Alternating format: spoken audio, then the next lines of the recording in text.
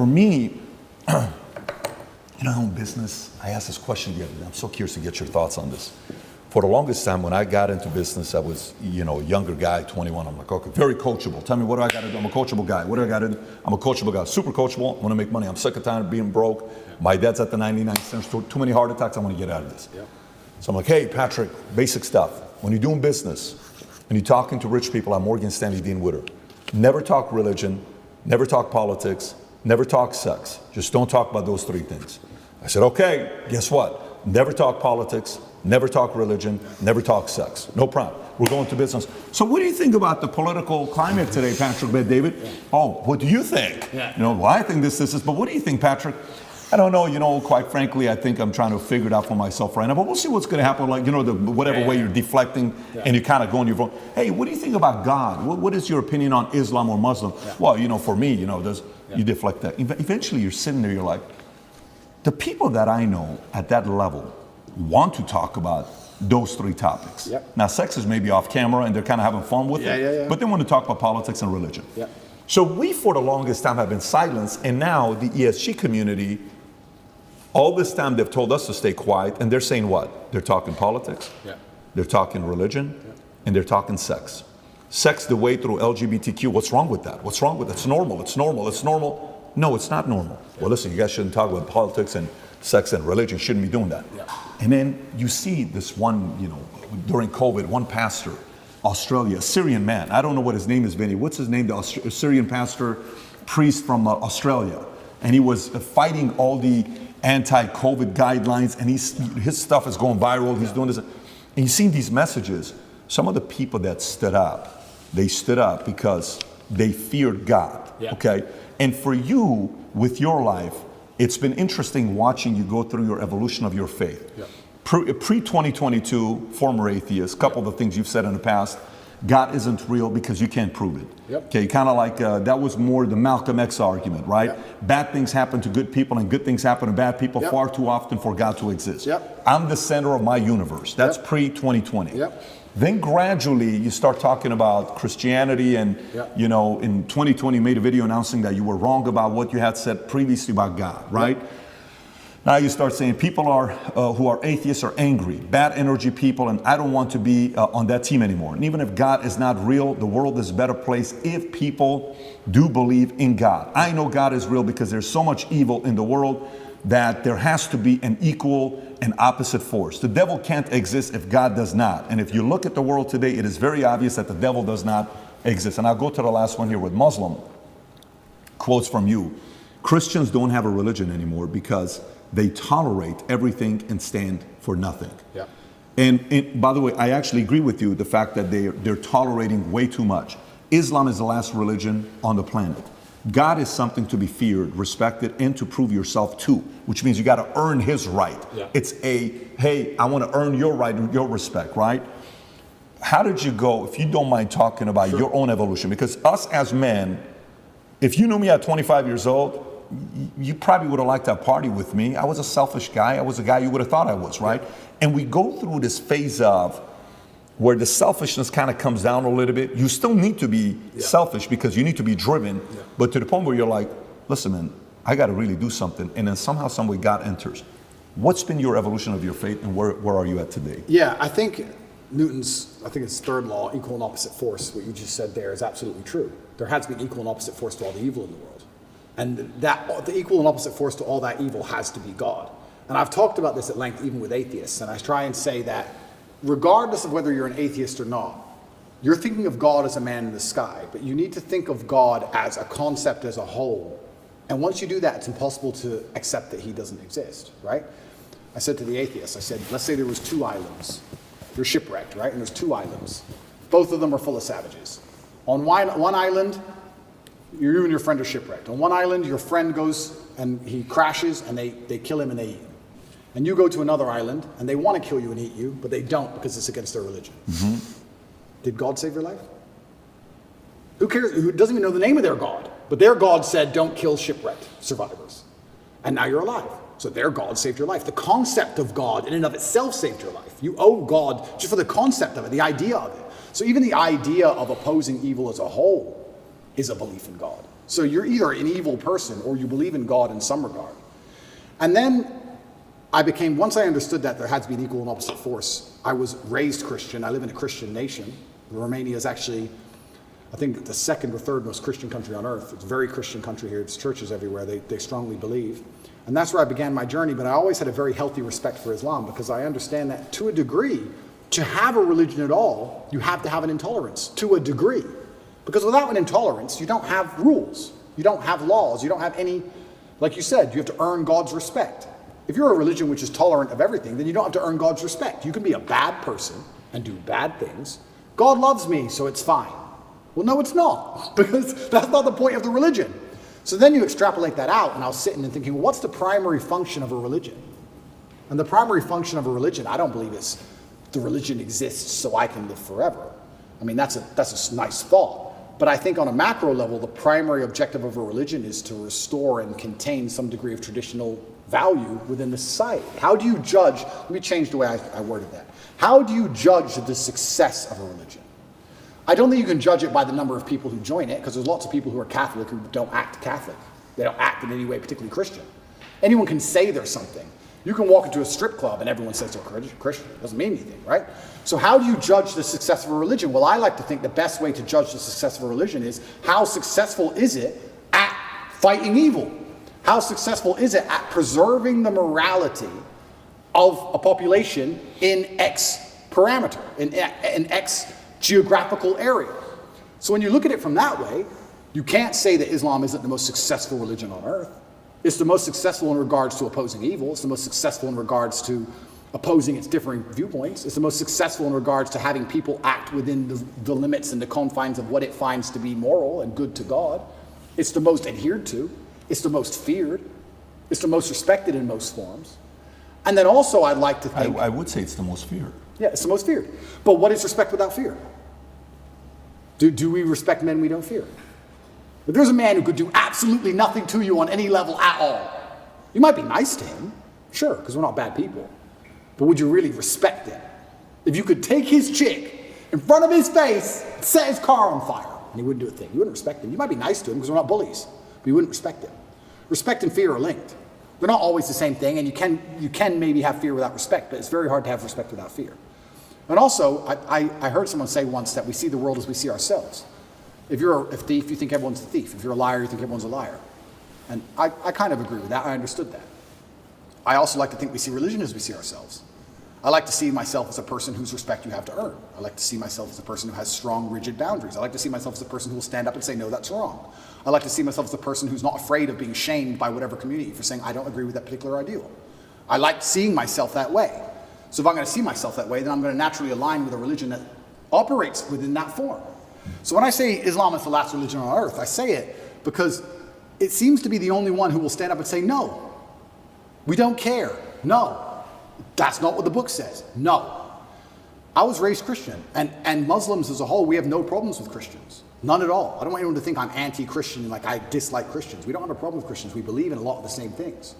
We believe in Jesus. We put more respect on the name of Jesus than most Christians do. I just don't like the idea of people saying they're a Christian and saying, but because I'm a Christian, I can do whatever I want and throw all the rules away and none of it matters. Because once you have that level of tolerance, you no longer have a religion.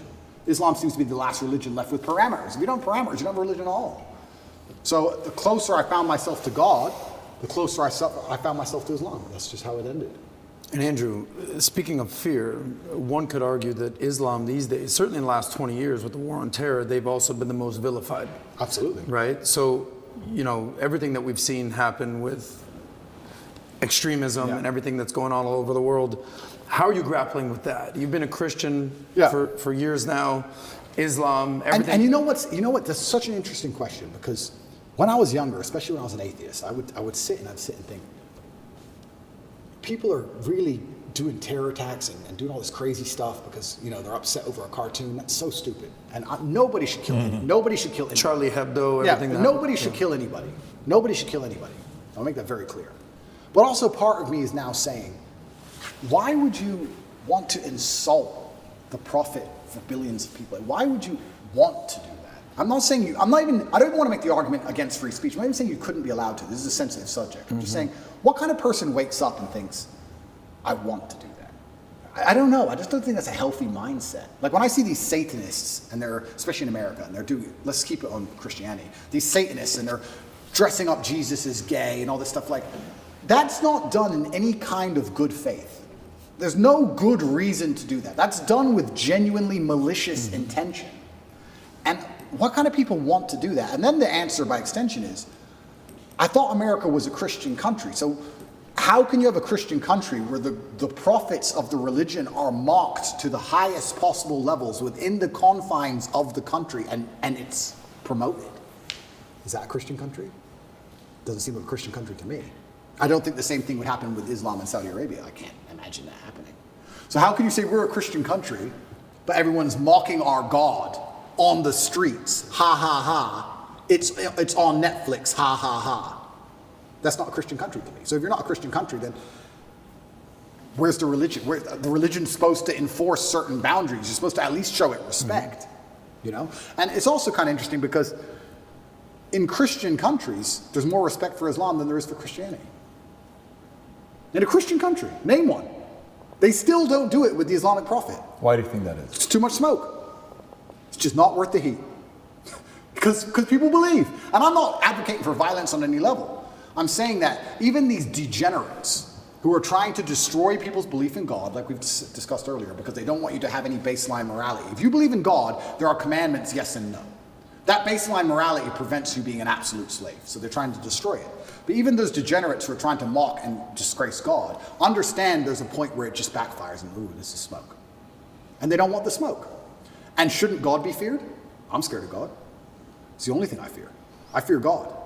They can put me in jail. I know I'm telling the truth. God's on my side. I fear God. So God should be feared. So once again, does anybody fear the Christian God? I haven't seen anybody scared of him in a long time. And it's kind of crazy because it's very interesting. The mass migration and all these things are leftist policies, but then also Islam is the most right-wing religion on earth. It's kind of very interesting. I grew up in England, and I grew up in Luton, which is a town which is mainly Muslims. It's a huge Islamic community. And there was a bunch of English people who were complaining about there's too much immigration, we're losing our culture, and I understood their point absolutely. But these are the same people complaining about all the left-wing LGBT in schools and all these issues. And I was like, the only allies you have against this are the Muslims. They're the only allies you have in any of this. The Christians don't protest against any of this stuff. The Christians don't. There's very few Christians who will get up off their ass and complain. In fact, I saw on Twitter yesterday, one of the churches was lit up in rainbow. I have nothing against gay people. I don't care. And that's actually another point I want to make into about this thing. I think most people don't care, and I think that bothers them. Have you ever had an argument with a girl, and she's like stropping around the house, she's huffing and puffing, and you just don't give a shit? So she has to keep upping the ante till you eventually go, what's the problem? Because she tried the low-level stuff, and you didn't care. I kind of feel like this has a remnants of that. I'm gay, cool. I want to get married. I want to wave my dick in your kid's face. Whoa, whoa, whoa, whoa, whoa. It's like, whoa, whoa, whoa, whoa. I feel like they tried to annoy us, and we're like, we don't give a shit. Do whatever you want. Be a person. We don't care. Point. And now they're like, okay, well, we have to get to a limit where they have to react. Yeah. We want attention now. We want them to care about What's the right move on that? Well, that's the point. You know, it's difficult. Because there comes a point where you simply have to address it, and now you have to oppose it. And this is, sorry to interrupt you, but this is why they're so careful and so clever with what they do. They package it all together. LGBTQ. I would argue, I don't know what Q is, firstly. Sorry, I don't know what Q is. Questioning. Q. All right. I would argue that G and T are very different things. Beyond. A gay man and someone who's chopped the dick off are very different things. Completely. So they package it all together. So now, because the spectrum of your enemy is so large, you have people who are fully this way. Mm-hmm. You have people who we accept and are normal in society. We have no problem with gay people. And they put it all together. You're an enemy of all these people. And they complicate the argument and they mix it all together. And now you're a bigot. And really you just want your kids to be left alone. Really you just want to leave the children alone. Of course. All you want to do is leave your kids alone. And then it's like, okay, I'm now raising children. I have more children than most people would believe. How do I protect my children from this insanity? God. Which God can protect my children? Allah, Islam. I'll move them to Dubai or Saudi Arabia, and none of this will happen. Can I trust a Christian nation? Some of them. Romania is a Christian nation, and to a large degree, they oppose quite a lot of this stuff. But they're also NATO, and they're also EU, and they also rely on bailouts and grants and money. And on a long enough time frame, even in the 7 years I've lived here, I have watched certain attitudes change because money buys influence and power. So Andrew, not to cut you off, how much of you converting from Christianity to Islam is actually the belief in God versus the societal pressures that are facing children? Because it seems like it's a little bit of both. For you to believe in God, you have to respect him. How can I believe and put my life in the hands of someone I don't respect? And I'm going to respect a God which is feared. Yeah, but it's a vertical relationship, right? It's not a horizontal. If you base it horizontally, they're going to disappoint you. If you think about, if you're going to believe, let's go believe Prophet Muhammad, his teaching, and let's go believe the Bible, NIV, and Jesus, Father, for God so loved the world that he gave his, you gave your son for me. Let's say that's true. And you're doing it based on faith. Who would do such a thing for me? What a level of sacrifice for you to do that. Who am I for you to be so worried about me? If you look at it from that angle, it's not necessarily coming from a place of fear. It's coming from a place of grace. It's coming from a place of love. It's coming from a place of, a different feel. Because I do believe the part that upsets me is the fear aspect, that they're allowing others to mock your God, to mock Jesus, to mock whatever religion it is you're a part of, and you're kind of like, oh, they're just funny, man. No, it's not funny. You just crossed the line. Like JC has that one line where he says, don't tell me why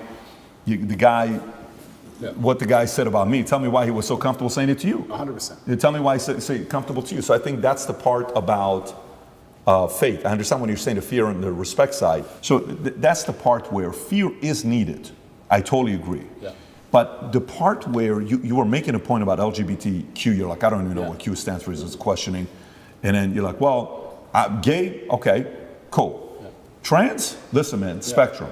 And he said if we were to say which religion's the far right, it's going to be Muslim. Totally get it. They're on the far right. Christian today is kind of going center left today. Like they're kind of being soft right now. Okay. So if I want to raise my kids, I want to take my kids to Dubai, and I'm going to take my kids to Saudi Arabia. Why? Because I'm defending against some of these immoral philosophies that they have. I don't want to go there.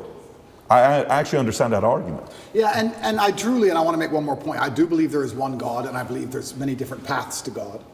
And I'm not a religious scholar, and I'm not an expert on Islam. I'm doing my best, and I'm reading the Quran as often as I can. And it does say that Christians on the day of reckoning will see how close they were to the truth. And we are allies. We are not enemies in any regard, Christians and Muslims. And I do believe that the idea of Christians and Muslims shaking hands and saying, let's put an end to a lot of this garbage would be fantastic. I'm not anti-Christian in any regard. I just found myself, as I became more and more religious, seeking and looking for a faith which not only I could be proud of, but a faith which was guiding in regards to, I don't know what a Christian would answer to certain questions nowadays. What does a Christian answer to? I'm a transsexual and I want to show your kids my genitals. What's a Christian? Well, a Christian's supposed to say no, do they? I know what my Muslim friends would say.